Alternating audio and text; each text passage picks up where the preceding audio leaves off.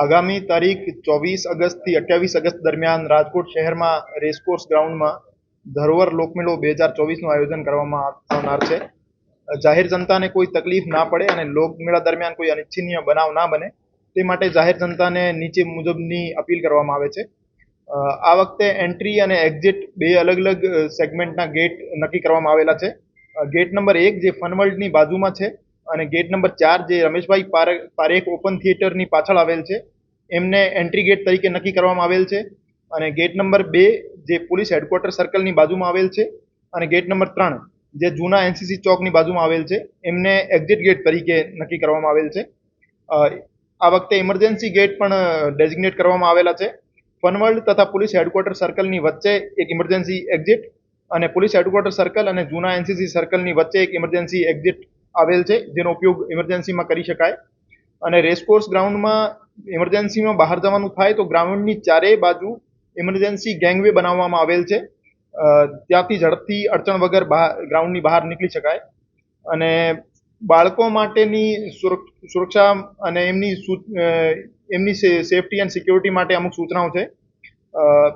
કોઈ પણ બાળક ગુમ થાય અથવા કોઈ પણ વસ્તુ ગુમ થાય તો એના માટે રેસકોર્સ મેદાનમાં ફનવર્લ્ડની બાજુમાં ગેટ નંબર 1 પાસે પોલીસ કંટ્રોલ ડોમ તથા રમેશભાઈ પારેખ ઓપન થિયેટરની બાજુમાં એક પોલીસ કંટ્રોલ રૂમ આવેલ છે.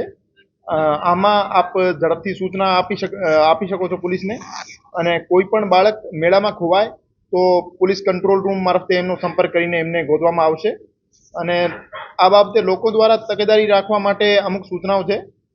નાના બાળકોને મેળામાં જે લાવવાનું થાય તો એમના ખિસ્સામાં એમના વાલીનું નામ અને મોબાઈલ નંબર લખેલી એક ચિઠ્ઠી મૂકવા માટે હું અપીલ કરવા માંગુ છું, જેથી કોઈ બાળક મળી આવે તો પોલીસ એમના વાલીનો ઝડપથી સંપર્ક કરી શકે. અને મહિલા સુરક્ષા બાબતે આ વખતે 2 એન્ટી રોમિયો સ્ક્વોડની વ્યવસ્થા કરવામાં આવેલી છે, જેમાં એક મહિલા પીએસઆઈ અને 4 મહિલા પોલીસ કર્મચારી ખાનગી કપડોમાં ત્યાં પેટ્રોલિંગ કરશે અને કોઈ મહિલાઓની છેડતી અથવા ચેન સ્નેચિંગ જેવા બનાવ ના બને એમને અટકાવવામાં આવશે. બાકી અસામાજિક તત્વો માટે અને ટપોરીઓ માટે પણ 4 અલગ અલગ ટીમો ત્યાં કાર્યરત કરવામાં આવેલી છે, જેમાં પીએસઆઈ કક્ષાના અધિકારી તથા 4 પોલીસ કર્મચારી ખાનગી કપડોમાં રહેશે અને ખિસ્સા કાતરું, ટપોરી, મોબાઈલ ચોર, પાકીટ ચોર એવા માણસોની ઉપર વોચ રાખશે અને એમને ડિટેન કરશે. અને એમના સિવાય રાજકોટ શહેરના તમામ પોલીસ સ્ટેશન અને આજુબાજુના જિલ્લાઓમાંથી એલસીબીના અમુક માણસો જે રીઢા ગુનેગારોને ઓળખે છે એમને પણ અહીંયા બોલાવવામાં આવેલા છે, જે ગેટ ઉપર તથા મેદાનમાં સતત પેટ્રોલિંગ રાખશે અને શંકાસ્પદ માણસો ઉપર વોચ રાખીને એમને ડિટેન કરશે. લોકો દ્વારા આ બાબતે અમુક તકેદારી રાખવાની જરૂર છે, જેમાં પોતાનો કિંમતી સામાન અથવા મોબાઈલ અથવા પાકીટ જે છે એ હું અપીલ કરવા માંગુ છું કે એ સાચવીને રાખે અને ખાસ કરીને મોબાઈલ તથા પાકીટ પાછળના ખીચામાં ના રાખે, જેથી એમની ચોરીનો બનાવ અટકાવી શકાય. અને લોકમેળાની અંદર આવતા લોકોએ શક્ય હોય ત્યાં સુધી સોના ચાંદીના દાગીના અથવા કિંમતી વસ્તુ પોતાની સાથે લાવવાનું ટાળવું હિતાવહ છે. અને પાકીટમાં કિંમતી વસ્તુઓ વધુ રોકડ રકમ અથવા અગત્યના દસ્તાવેજ નહીં રાખવા, જેથી એમની ચોરીના બનાવો અટકાવી શકાય. અને ટ્રાફિક વ્યવસ્થા બાબતે મહેરબાન પોલીસ કમિશનર શ્રી રાજકોટ શહેર દ્વારા એક જાહેરનામું બહાર પાડવામાં આવેલો છે. અને પાર્કિંગ સ્થળો પર રાજકોટ શહેર પોલીસ દ્વારા સીસીટીવી કેમેરાઓની ગોઠવણ પણ કરવામાં આવેલી છે અને બંદોબસ્ત પણ રાખવામાં આવેલો છે. અને જે ડેઝિગ્નેટેડ પાર્કિંગ છે એમના સિવાયની જગ્યા પર કોઈ વાહન પાર્ક કરવામાં આવશે તો એમની ટોઈંગ કરીને એમને દંડ કરવામાં આવશે. અને પાર્કિંગમાં વાહન પાર્ક કરતી વખતે લોકોથી મારી અપીલ છે કે પોતાનો બાઇકનો હેન્ડલ લોક કરે અને નંબર પ્લેટ વગરના વાહનો ત્યાં પાર્ક ના કરે, કેમ કે નંબર પ્લેટ વગરના વાહનોની ચોરીની શક્યતાઓ વધારે હોય છે.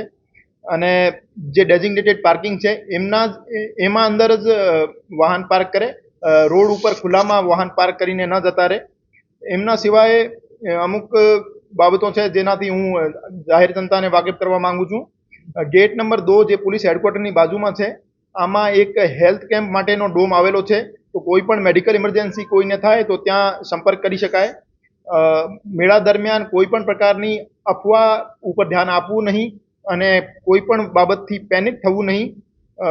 કોઈ પણ એવી અનબનાવ સંબંધી કોઈ બાબત આપના ધ્યાનમાં આવે તો પોલીસનો તરત જ ધ્યાન દોરવાનું અને રેસકોર્સ ગ્રાઉન્ડમાં ચારો કોર્નર ઉપર એક ફાયર ફાઇટર અને એક એમ્બ્યુલન્સની વ્યવસ્થા કરવામાં આવેલી છે અને લોકમેળા દરમિયાન કોઈ પણ આગનો અથવા કોઈ પણ કન્ટિન્જન્સીનો બનાવ બને તો કંટ્રોલ રૂમ તરફથી જે સૂચનાઓ આપવામાં આવે એમનો સાંભળીને એમનું અવશ્ય પાલન કરવાનું રહેશે અને ગ્રાઉન્ડમાં ભીડ ના વધે એના માટે ગ્રાઉન્ડની બહાર રેસકોર્સ રોડ ઉપર હોલ્ડિંગ એરિયા પણ બનાવવામાં આવેલા છે.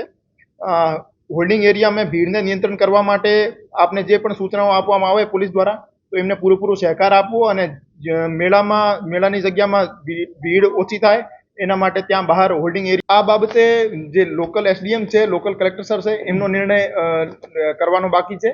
આના તરફથી આપને લોકોને સૂચિત કરવામાં આવશે. ફ્રી ફ્લો કરતી ક્રાઉડને મેનેજ કરવાનો વધારે ટફ હોય છે અને સેગ્રિગેટેડ અને ટુકડામાં વહેંચેલી ક્રાઉડને મેનેજ કરવાનો ઇઝી હોય છે. એવો આ બાબતે ડિઝાસ્ટર મેનેજમેન્ટ સંબંધી જે એક્સપર્ટ છે એમના પણ સલાહ લેવામાં આવી છે અને એમનો ઇમ્પ્લિમેન્ટેશન ગ્રાઉન્ડ ઉપર તમે જોશો તો આપને ખ્યાલ આવશે કે ભાઈ કેવી રીતે વધારે સારી રીતે મેનેજ થાય છે. નહીં, આમાં રાજકોટના મેળાની જ્યાં સુધી વાત છે આમાં 10 થી 12 લાખ લોકો આવે છે. એમના પાસે કુંભ મેળાઓનો જેમાં 2 થી 3 કરોડ રોજની જનતા આવે છે એવા મેળાઓનો બંદોબસ્ત કરવાનો અને એમનામાં ક્રાઉડ મેનેજ કરવાનો અનુભવ હોય છે. ગ્રાઉન્ડના અંદર 14 વોચ ટાવર લગાવવામાં આવેલા છે અને આના સિવાય રેસકોર્સની ઉપર બહારની રોડ ઉપર પણ વોચ ટાવર ગોઠવવામાં આવશે અને સીસીટીવી ગ્રાઉન્ડના અંદર ટોટલ 57 અત્યાર સુધી સીસીટીવી કેમેરા લગાવવામાં આવેલા છે અને આના સિવાય પાર્કિંગની જગ્યામાં પણ સીસીટીવી કેમેરાથી કવર્ડ છે અને આના સિવાય ડ્રોન કેમેરાથી પણ સુપરવિઝન થશે અને ક્રાઉડનો મેનેજમેન્ટ થશે.